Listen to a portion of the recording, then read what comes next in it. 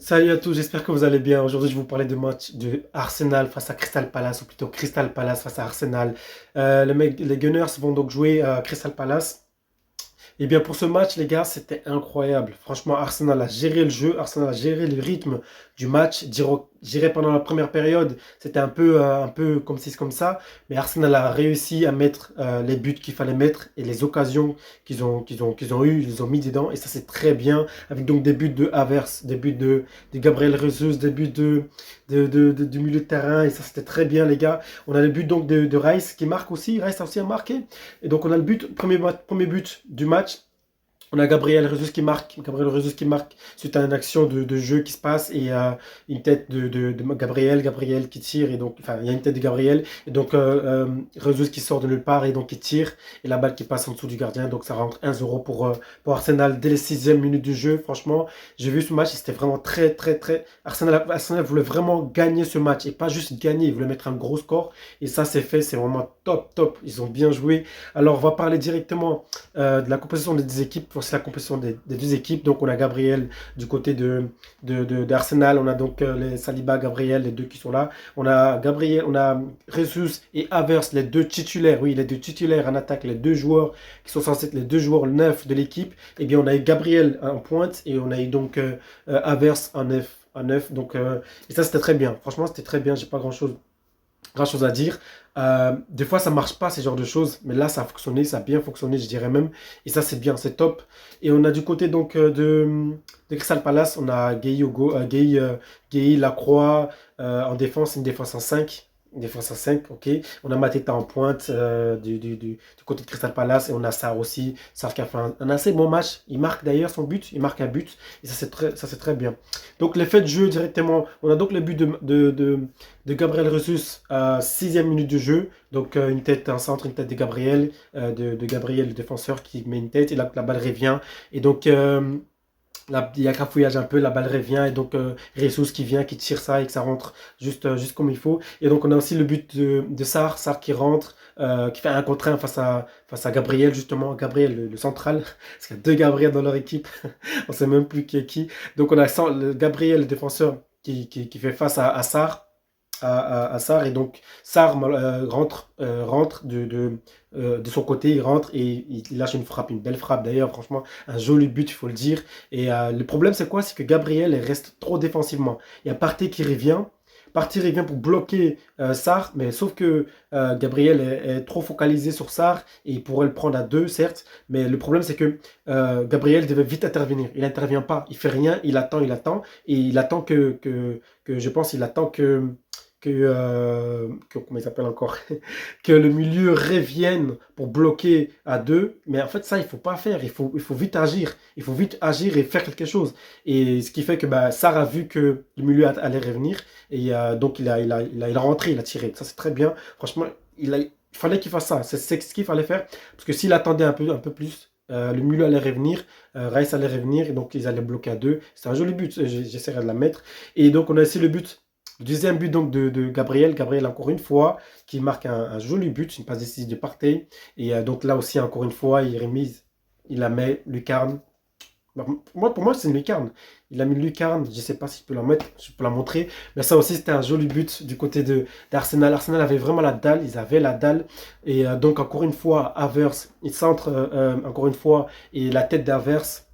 La tête de Gabriel qui met une tête et qui tape sur le barre transversal. Gabriel aurait pu marquer triplé. Je crois que c'est 3 tirs. Il aurait pu mettre triplé. Franchement, il était bouillant dans ce match, c'était incroyable. Donc on a donc ce but, la tête qui tape sur le poteau, la balle qui revient, Havertz comme un renard de surface qui sort de nulle part et il la tire et donc ça rentre.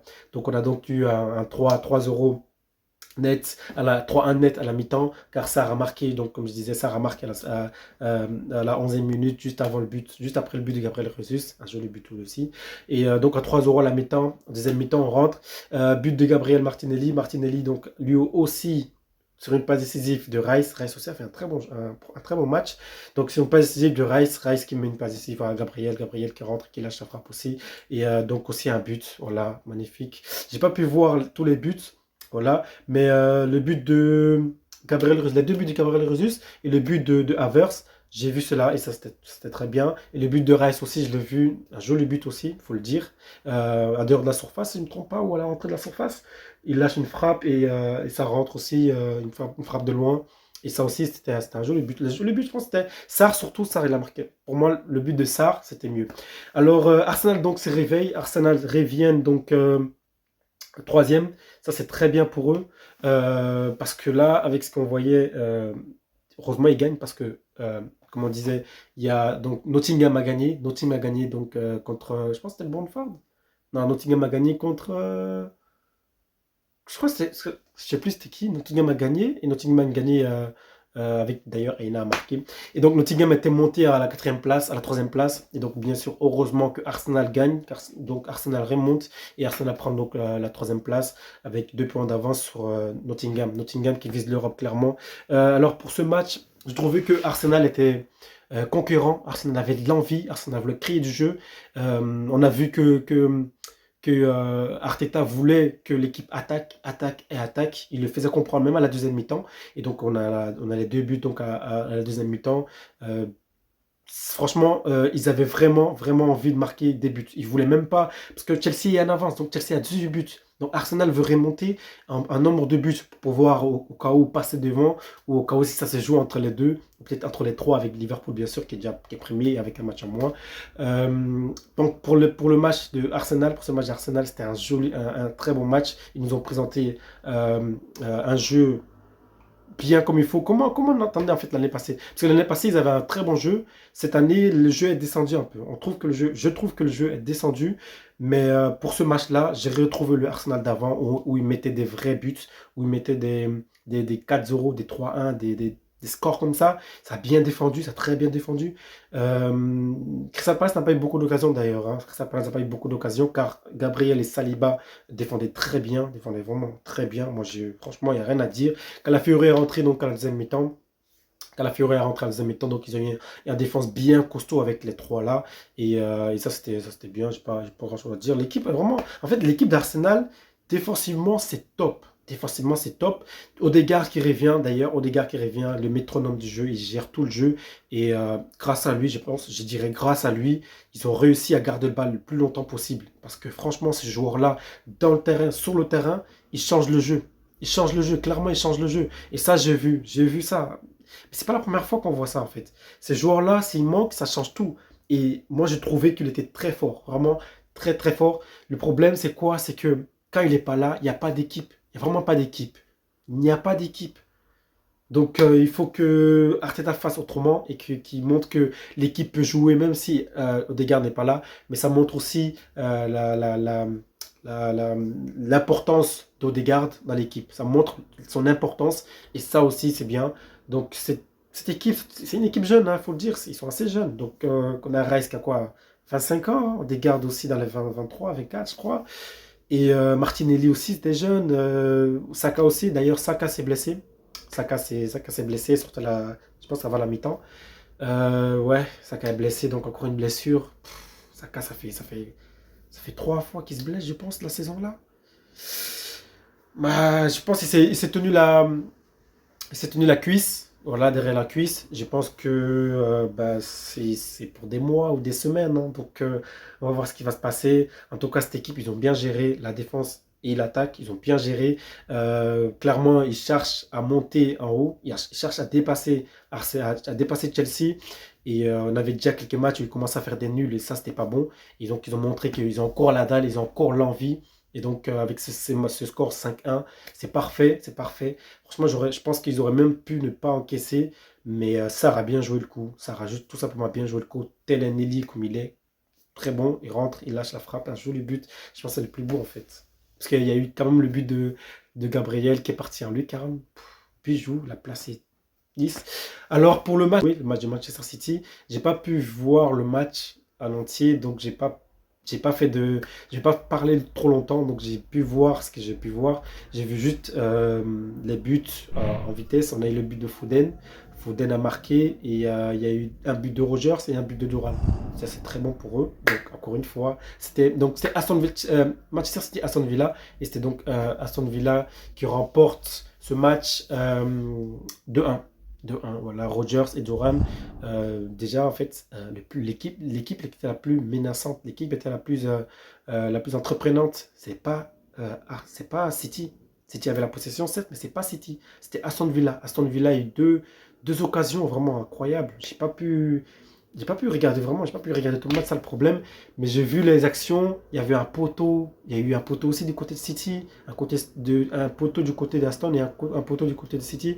Et dans ce match, j'ai trouvé qu'il y avait que Foden qui était intéressant, un peu plus intéressant. Les autres, ils étaient endormis. C'est pas possible. City, c'est mort cette saison. C'est mort. C'est fini. Non, c'est fini. On sait que l'année passée, ils avaient du retard et ils ont réussi à prendre le titre. Mais cette année, moi, je crois pas, hein. Non, non, non, c'est mort, c'est fini. Je crois pas du tout. Je n'y crois pas du tout, du tout, du tout. Et en conférence de presse d'ailleurs, vous voyez qui vient parler en conférence de presse pour dire que l'équipe va pas bien? Lewis, le petit Lewis, Nico Lewis, le petit, il vient, c'est lui, il va parler. Le jeune Lewis. Mais les gars, mais c'est pas possible. Ils sont où les. Carrément, il a dit quoi? Il dit, lui-même, il dit, il faut que les anciens, en gros, prennent leurs responsabilités et montrent aux jeunes, tels comme moi, il disait comme ça, comment faire, comment on peut relever, nous montre l'exemple. Ça montre clairement que l'équipe va pas bien et ils sont tous d'accord avec ça. Guardiola lui-même, il est pas bien, il est perdu. On se souvient déjà des interviews avant où il s'est griffé, il disait ouais, je me suis fait mal moi-même. Ouais. Type, il va pas bien, il va vraiment mal. Et on a ce match-là, alors que franchement, les buts, hein, faut le dire, hein, Walker, il a rien foutu de ce match, il a rien foutu.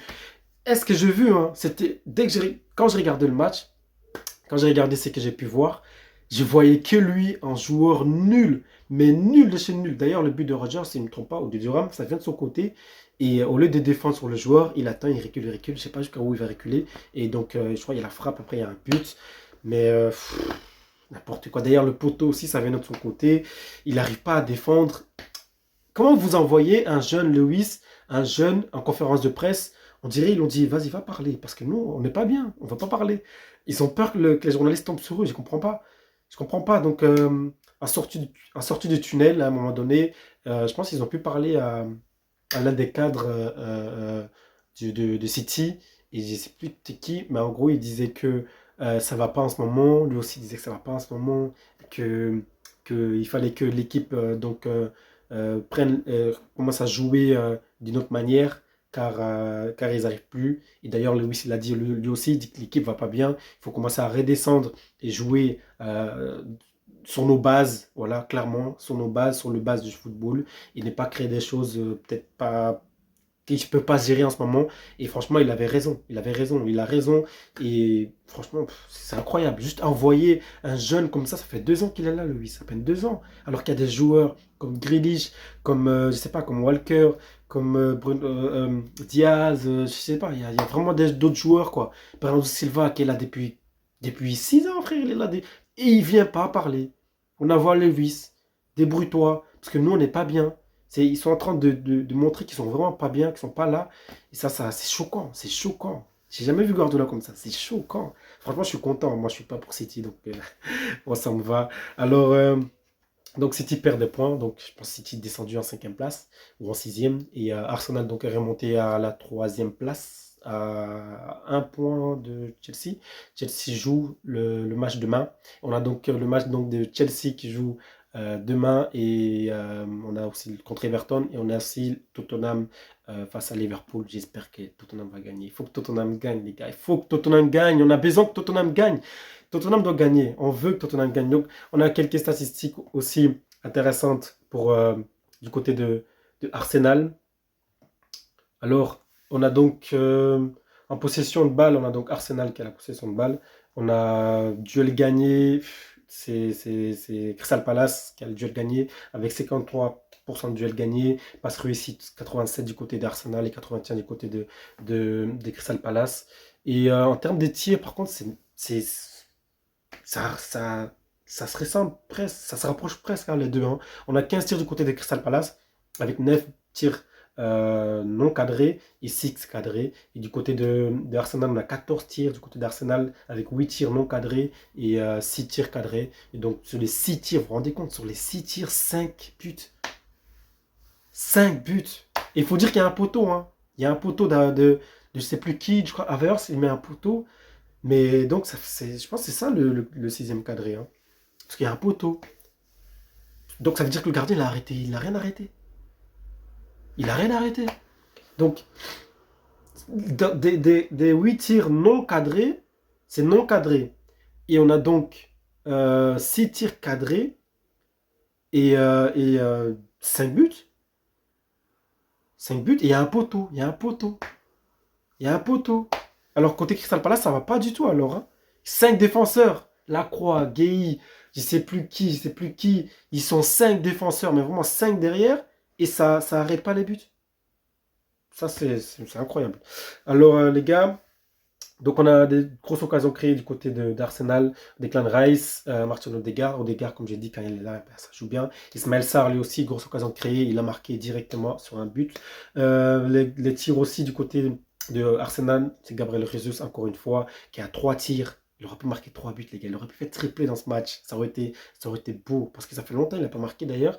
Et je pense que c'est ses 2 premiers buts, hein, de la saison. Je pense que c'est ses deux premiers buts de la saison. Et il a assuré. Il a assuré. Il aurait pu mettre triplé, mais bon, ça va. Et on a Ismaël Sarr, la Sarr qui a tiré 3 fois lui aussi, il a eu un but et 2 arrêts, si je ne me trompe pas. Et Declan Rice qui marque un joli but, les gars, Havertz qui tourne autour du goal et qui est là, il marque le but, la balle qui revient, il marque son but. Donc ça aussi c'est bien. Donc Arsenal donc qui remonte à la troisième place comme je disais. Et bah, félicitations à eux, mais on va voir comment ça va le faire. Là c'est le Boxing Day, période de Boxing Day, on va voir comment ça va se passer. Donc on a Chelsea qui va jouer. Demain, Tottenham et Liverpool aussi. On va voir comment ça se passe. Allez les gars, likez, abonnez-vous et ciao.